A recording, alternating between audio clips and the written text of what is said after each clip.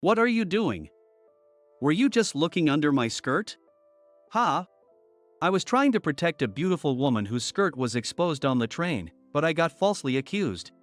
Even though I explained the situation right away, she somehow called me to a suite at a luxury hotel later. What could she possibly want to say to me in a place like this? I nervously knocked on the door, and suddenly she hugged me. Actually, the moment I heard it, I couldn't hold myself back anymore. My name is Alex. I've often been told that I lack charm, though I don't really understand why. It's true that I'm blunt and don't particularly show interest in anyone. I haven't even cared much about my own parents, and I was never the type to be affectionate since childhood. Hey, don't you think our child is a bit strange? Compared to other kids, he has no charm at all. Comparing him to other kids isn't good, but it's true that he's never seemed happy no matter what we do. Honestly, it doesn't feel rewarding to raise him. My parents had these conversations when they thought I was asleep. Hearing that made me realize for the first time that I was a person who lacked charm. But even then, I didn't particularly feel anything. Well, if I'm being precise, there was one thing I felt. It was distrust towards people. Originally, it's my fault for not being interested in others, so some might say it's my own doing. But that's just how it was. I was born with a personality that doesn't care about others. Being denied even by my parents made it inevitable for me to feel distrust. Of course, the same was true at school. In elementary school, I was always an outsider who couldn't blend in with my classmates. During lunch breaks, I'd retreat to the library alone and read books, working silently on group projects without interacting with others. Seeing this, my teacher tried various ways to help me fit in with the class, but it never worked. I remained an outcast. Because of this, during parent-teacher conferences, Ms. Johnson would often point out my lack of cooperation. I can't remember which conference it was. It was a turning point for me. My mother, frustrated with Ms. Johnson's remarks about my lack of cooperation, snapped. "Why can't you just leave it alone? This is Alex's personality problem, not ours. We don't need other people telling us what to do." My mother suddenly unleashed the anger she'd built up from previous conferences on Ms. Johnson. I'm sure Ms. Johnson wasn't trying to complain. She likely pointed it out for my future, to help me overcome my lack of cooperation and live a better life. I can tell from the way she spoke. However, this triggered my mother's wrath. "What do you even know about my child?" My mother always said that angrily. After my mother rejected Ms. Johnson's advice, my life changed dramatically. Following that conference, my mother stopped sending me to school. "Mom, are you sure I don't have to go to school?" "Yes. You can live just fine without going to school. You're my child, after all." Looking back now, it seemed absurd. Even if I lacked cooperation, was it necessary to go that far? But I had already realized that I didn't fit in at school before Ms. Johnson pointed it out. So, I didn't have any particular attachment to school, whether I went or not didn't matter to me. From then on, I spent my days under my mother's watchful eye. However, my parents must have eventually felt the pressure of the social stigma. If I even thought about going outside, my mom would fly into a rage. In a way, my mom might have been respecting my individuality by creating this situation. However, as time passed, I started to feel suffocated and frustrated with this life. Feeling this way, I began sneaking out of the house whenever my parents were away. At first, I had nowhere to go and just wandered around aimlessly during the day. It was just to relieve the suffocation. That alone was enough. But eventually, I started spending my time at a nearby library. The elementary school had a library too, but it was nowhere near this scale. The school library had more space for kids to read, but instead there were only a few bookshelves along the walls. The library itself was just one floor of the school building. But this library was different. Shelves crammed with books filled all 3 floors. The moment I entered, I was mesmerized by the sight and felt an excitement I hadn't known before. I wandered through the aisles of bookshelves, picking up various books with great enthusiasm. While I never felt emotions towards people, it was different with books. Books taught me many things. The words on the paper had no hidden intentions. They conveyed their meaning straightforwardly, allowing me to engage without any distrust, fully enjoying them. And so, I went to the library every day. One day, I was leaning against a bookshelf, engrossed in a book. I noticed someone had stopped in front of me as their shadow darkened the page. When I looked up, there was a stranger standing there, staring at me. I was startled for a moment, but soon my interest returned to the book. "Hey, kid. You've been coming to this library a lot lately. Do you like books?" "Yeah. More than you do." Surprisingly, the man chuckled at my response. "That makes sense. You must really love books to skip school and come here." "I'm not skipping. My mom said I don't have to go." "I see." After a brief silence, I said something unexpected. "Mister, even if you try to kidnap me, it won't work. My parents won't pay a ransom. In fact, I think they'd be relieved if I were gone." The man looked stunned by my sudden statement. Then his expression gradually turned serious. That doesn't sound like a pleasant situation." With that, his previously playful demeanor vanished. He reached out towards me with a serious look on his face. No matter how much I tried to act tough, I was still just a child. Seeing his serious expression and his hand reaching towards me, I flinched in fear. I thought he might grab me and take me away somewhere. But paralyzed by fear, I couldn't move. I could only cower, my open book forgotten. Then, I felt a warm touch on my head. It was the man's hand. How long did he keep his hand on my head? The warmth slowly melted away my fear as if it had never been there. "Don't worry so much. I'm not a bad guy, you can trust me. I had just met this stranger a few minutes ago." Yet, I instinctively knew his words were true. At that moment, I felt interested in someone for the first time. I began asking the man all sorts of questions. His name was Tom, and he ran a charitable organization. A charitable organization? So, like volunteering? Yeah, something like that. Why are you in the library in the middle of the day? I've had some research to do over the past few days. Sounds like you're lying. What?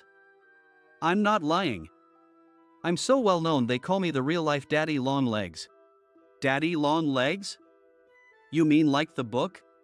Yes, exactly. Supporting underprivileged kids, just like Daddy Long Legs. Wow, I thought that was just an urban legend.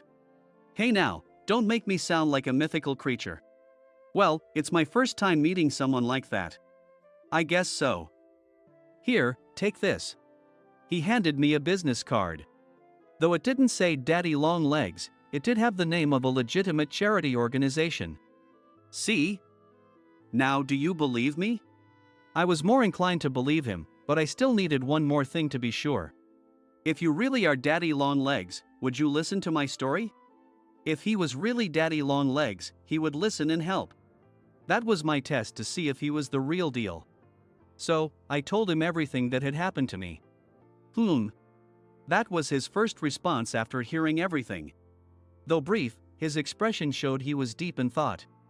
Then he broke the silence. "All right, I think I will take you away with me." I trembled in fear. Sensing my fear, he laughed and said it was a joke. We continued talking for another hour, and before I knew it, it was past the time I usually went home. Seeing it was dark outside, he offered to walk me home. Even though I had only met him that day, I felt I could trust him. I agreed and we walked to my house. As we approached, I saw my parents arguing at the front door. From what I overheard, they thought something terrible had happened to me. I knew I'd be in trouble, but I had to clear up the misunderstanding quickly. So, I burst through the door. "I'm home." My parents rushed to me as soon as they saw me. "Didn't I tell you not to wander off?" My dad's first reaction was to shout. Following that, he raised his hand to slap me. I closed my eyes tightly, expecting the hit, but it never came. When I opened my eyes, Tom had caught my dad's hand. "Do you think it's okay to hit your own child?" Startled by Tom's intensity, my dad stepped back a little. "Nice to meet you. I run a charitable organization. My name is Tom. I'm sorry for holding Alex up. Please, calm down and listen to what I have to say." My dad clicked his tongue and went further into the house. It seemed he was willing to listen to Tom. My mom, sensing my dad's intention, guided Tom and me further into the house. "So, what is it you want to tell us?" my dad asked Tom sullenly.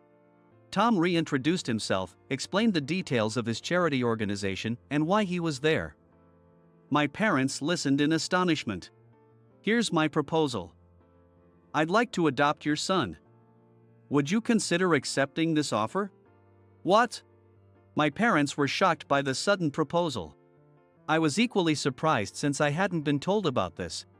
The living room fell into a stunned silence. Then my dad laughed mockingly. "Ha! What do you gain by taking in a kid with no charm like this?" He had never spoken so harshly in front of me before. It seemed like everything he had held back burst out. Tom remained calm as he continued. "I believe I can give him a happier life. So, please let me take care of him." As soon as he said that, my dad exploded with anger. "What? How dare a stranger talk down to us?" Finally, my mom, who had been silent, began to speak up. "You're making it sound like we haven't made him happy. Have you even asked him if he's happy?" "Of course not.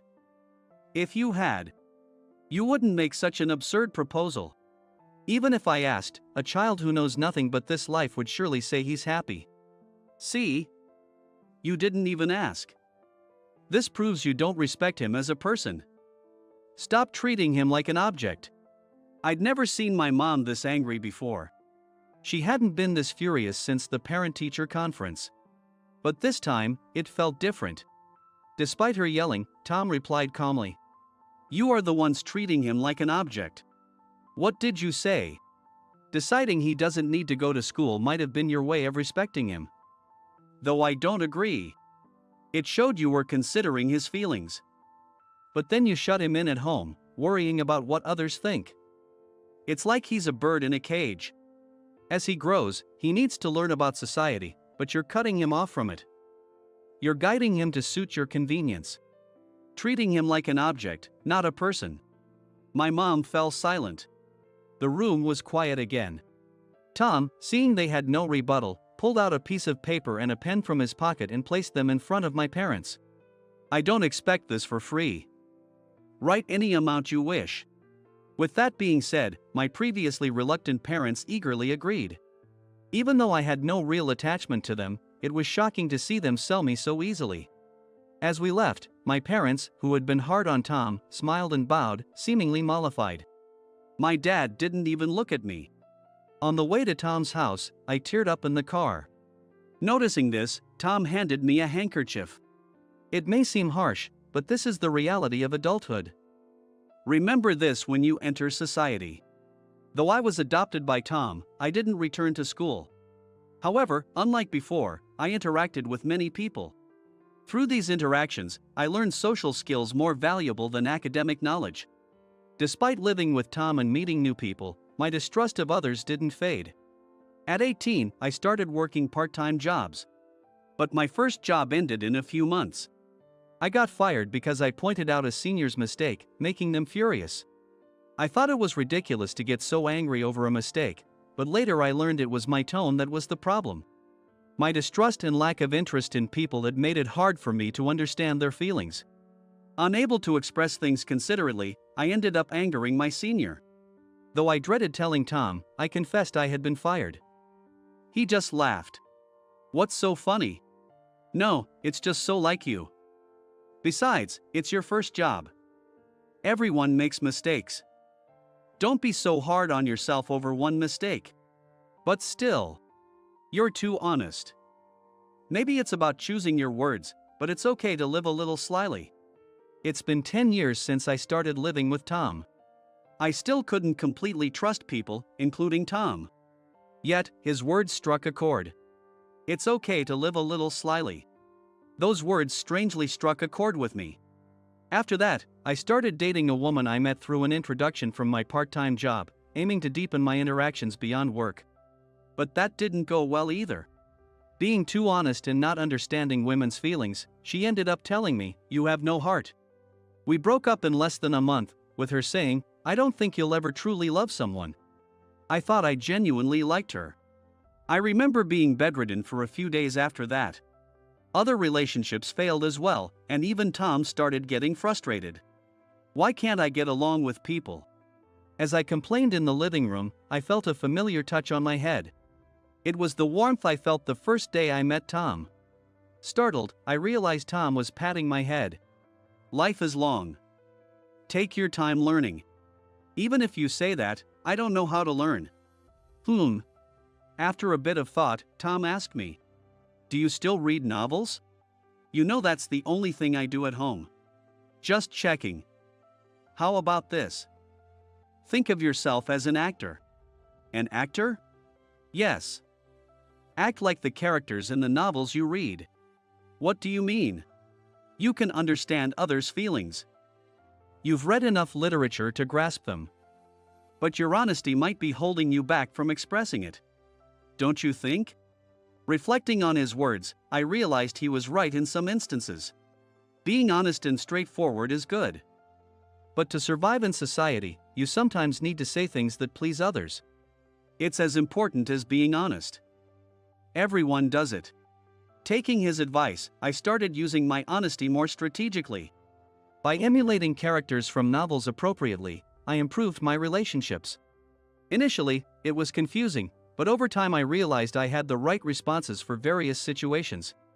Consequently, my conflicts with people decreased, and I began to build better relationships. Around this time, Tom helped me get a job at a well-known company through his connections. There, not only did I maintain good relationships, but I also used the survival skills Tom had taught me, earning the favor of my boss and colleagues. As a result, I quickly rose through the ranks, and I became a manager within a few years. Naturally, I was thrilled, and Tom was overjoyed, even crying. However, my daily routine didn't change much, still revolving around commuting between work and home. The only notable change was switching from reading physical books to reading on my smartphone. One day, after finishing work, I was engrossed in an ebook on the train ride home. I overheard two young men next to me whispering. They were glancing at the opposite seat with mischievous smiles. Listening in, I heard, "Hey, check out that woman," one said with a smirk. Curious, I looked and saw a woman sitting across from us. She was probably an office worker like me, dressed in a suit. She was incredibly beautiful with a refined face, but she was fast asleep, likely exhausted. Her sleeping face was beautiful, but that wasn't what they were focused on. Because she was deeply asleep and relaxed, despite wearing a skirt, she had her legs slightly apart, revealing her underwear. They noticed this and whispered to each other, "That's crazy, but we're lucky," laughing quietly. I noticed it and quickly looked away, but I couldn't just leave it like that. I felt compelled to let her know somehow. The quickest way to make her aware was to do this. I decided the best way to wake her up quickly was to drop my phone near her feet. In my plan, the phone would hit her feet, and the small impact would wake her. However, the phone just skimmed past her feet and hit the metal under the seat with a loud clang. The noise startled everyone around, but they quickly returned their attention to their phones. Though unexpected, I hoped the noise would wake her. But when I looked at her, she was still asleep. Disappointed that my plan hadn't worked, I stood up to retrieve my phone from near her feet. Luckily, it had landed just outside her legs, within easy reach. Relieved, I bent down to pick it up. "Hey, what are you doing? Were you just looking up my skirt?" "Ha!" She woke up at the worst possible moment. Women who experience sexual harassment are often too shocked and embarrassed to speak out, but she was different. Of course, I wasn't doing that. But her loud voice drew everyone's attention. Panicked, I quickly grabbed my phone, stood up, and raised both hands with the phone in one. "No! I just dropped my phone." Hearing this, everyone went back to their books and phones. I sighed in relief, but she still eyed me suspiciously. I guess that's understandable. So, I grabbed the handrail in front of her seat. From this position, I could shield her from their view and protect her dignity. I then typed a message on my phone. "The guys sitting across from you were the ones looking. I'll stand here to shield you, so please don't make a scene." I showed her the message discreetly. Understanding the situation, her suspicious expression turned apologetic, and she gave a small nod. A while later, as it was almost time for me to get off the train, the guys had already lost interest. I figured it was safe now, so I nodded slightly to her and got off at my stop. I almost ruined my career in an instant. I felt a bit tense after the close call, but I also felt a sense of accomplishment for protecting her dignity. And I walked with a lighter step than usual.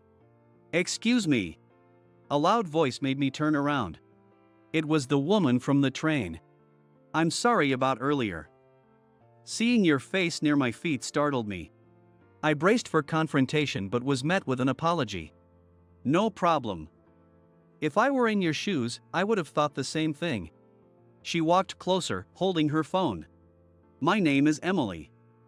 It's late today, but I'd like to properly apologize later. Could I have your contact information?" Up close, she looked even more beautiful, and my heart skipped a beat. I was taken aback by such a beautiful woman asking for my contact information. I felt flustered in this situation. But I didn't want to let it show. Trying to stay calm, I smiled and replied, "Sure. Thank you so much." "You're welcome, but you might want to wear longer skirts, especially if you tend to open your legs." "Oh no." I realized I might have said something inappropriate out of habit. In the past, I wouldn't have made such a mistake. But it was too late. "You're the worst." With that, she slapped me. "All's well that ends well, they say." I felt the sting on my cheek as I made my way home. It was the first time I felt so bad after trying to do something good. Tom chuckled as he saw my swollen cheek, and when I explained what happened, he bursted into uncontrollable laughter. "It's not funny at all." "Oh, sorry," he said, wiping tears from his eyes. It was the first time I had messed up in a while, and it really tickled him. "But that woman, she's something else to strip off your mask with one hit." He said this while wiping away tears. It was definitely a mistake I would never have made before. Looking back, there was nothing in my mindset at the time that would have caused my carefully maintained mask to slip. "You know you were at fault, and since you have her contact info, invite her to dinner soon. The sooner you apologize, the better." Though he admonished me, Tom seemed to enjoy the situation. However, despite his suggestion, I didn't feel like inviting her to dinner. Just sending an apology message was all I could muster. I spent a few days figuring out how to word the message before finally sending, "I'm sorry for my rude behavior the other day." But a week passed after she slapped me at the station, and I received no reply. Then, just as I was starting to forget about the whole incident, suddenly, Emily appeared in front of me. In the conference room of the company where I worked. "What? Oh. Why are you here?" To my surprise, we worked at the same company. We'd never seen each other before because we were in different departments and on different floors. What a coincidence. Yeah, and about the skirt. Looking at her feet, I noticed her skirt was now longer. "Oh, I was upset when you said that, but I realized you were right. So, I've been wearing longer skirts since then." Hearing that, I felt a bit embarrassed. But more importantly, "I'm sorry for slapping you. You were trying to help me and give advice." "No, it's fine. It was none of my business. And I'm sorry for not replying to your message. I've been so busy." "Don't worry about it. It's really okay." Just then, I heard someone calling my name from a distance. "I have to go now," I said as I walked away. The rest of the day was uneventful, and I went home. "What? She works at the same company?" Tom's eyes almost popped out when I told him about my day. "That's destiny. Alex, you should definitely date her." Despite his advice, it was difficult to engage with her without a reply from her end. How could I naturally initiate contact? As I pondered this until just before bed, I received a message from her. She asked if I would join her for lunch the next day. I had already been somewhat aware of Emily as a potential romantic interest. But Tom's words and her message heightened my feelings. However, our relationship was still not deep. I resolved to be careful not to let my mask slip again. After accepting her lunch invitation, we began having lunch together more frequently. I had only seen her sleeping or angry before, but as we got to know each other better, I saw many different expressions. Watching her varied expressions, I found myself increasingly drawn to her. My feelings for Emily grew stronger. However, despite our deepening relationship, it never seemed to progress to romance. It was a bit frustrating, but I was happy just to have lunch together. One day, Emily unexpectedly asked to meet. Since it was a day off, I was excited, thinking our relationship might progress. But my excitement quickly turned to confusion. She had asked to meet in a luxury hotel suite. Even though our relationship had deepened, it was odd to be summoned to such a place suddenly. Despite my concerns, I decided to go since she had asked. I arrived at the hotel and went to the room she had specified. When I informed her of my arrival, the door opened, and Emily suddenly jumped on me. "Hey! Emily, right?" Startled, I asked the obvious, but she remained unfazed, burying her face in my chest. Being in the hallway in this situation wasn't good. I decided to enter the room while she clung to me. "What happened? Why did you call me here? And your outfit?" I looked at her attire in confusion. Her skirt, in particular, caught my attention. It wasn't the usual long skirt she wore, nor the one I saw on the train. It was a much shorter mini skirt. I have to negotiate with Mr. Brown from our client company soon. But before that, I want you to know everything about me. It'll give me the courage. It was clear what kind of negotiation she meant with such a short skirt. I had thought this kind of thing only happened in novels, but here it was, happening in real life. Emily looked up at me directly. Her eyes didn't show their usual bright and cheerful expression but were filled with sadness, on the verge of tears. Just seeing her like that made my heart ache. "You can't do that. Not even for work." "I know, but my boss said if we don't secure this contract, the company will be in big trouble." Apparently, her performance wasn't great, and her boss had pressured her into this borderline corrupt approach. As I listened, my initial heartbreak turned into anger. That's rotten. I accidentally let my true feelings slip. The mask I wore at work was about to fall off. I was too frustrated to keep it in place. "Where is this person?" "In the room next door, but..." "Thanks for telling me. I'll go have a talk with him." "What? Wait. That's not why I called you." I gently placed my hand on Emily's head. "Alex. It's okay. I'll be right back. Just wait here for me."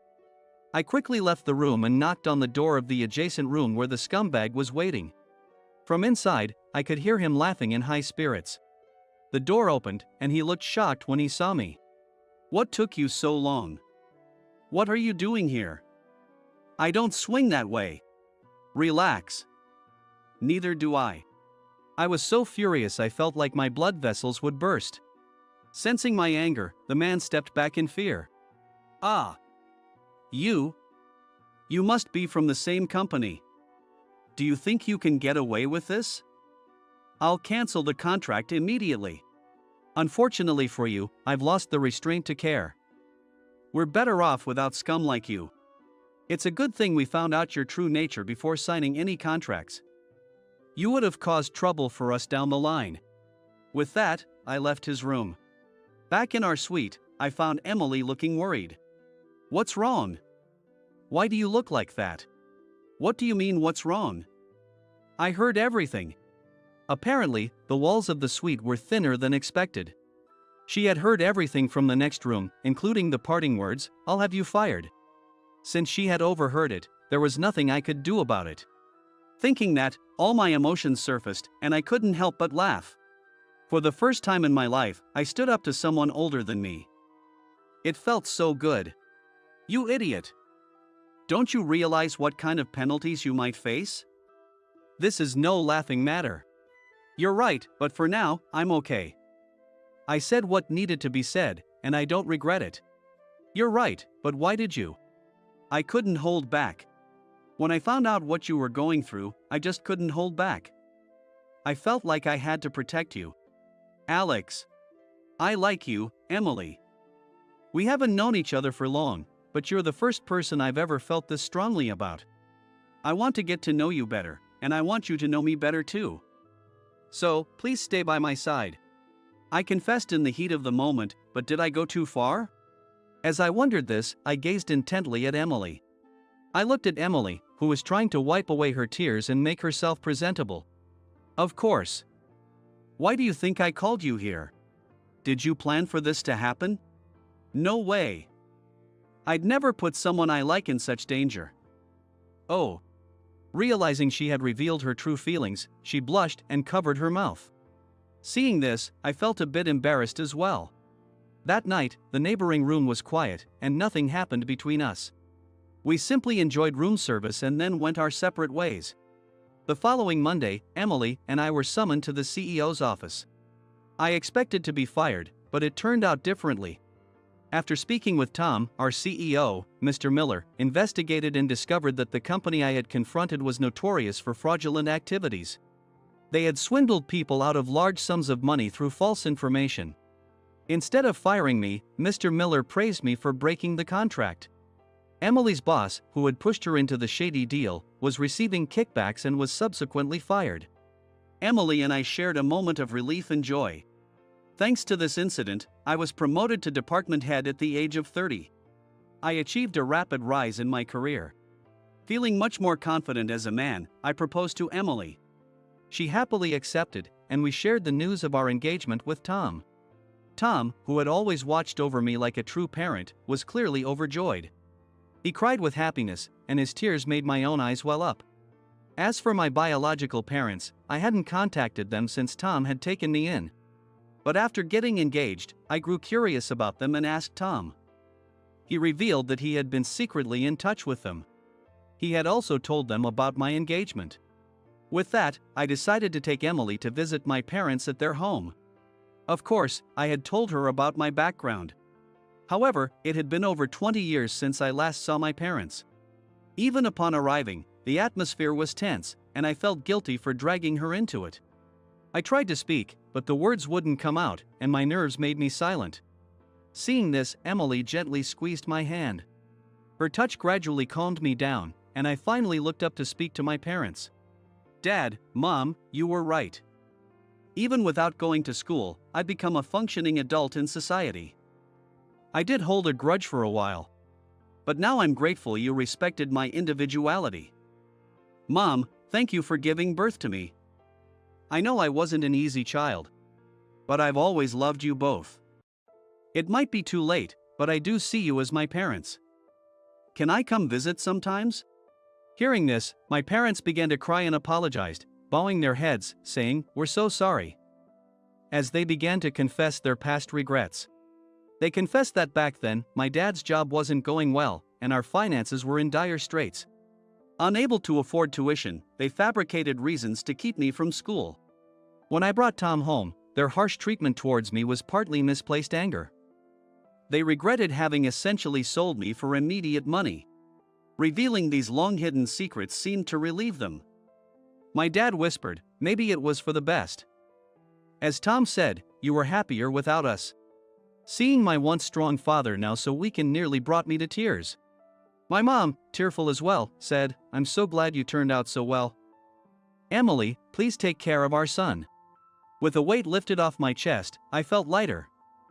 Make sure you come to the wedding, I said, showing them my first genuine, warm smile.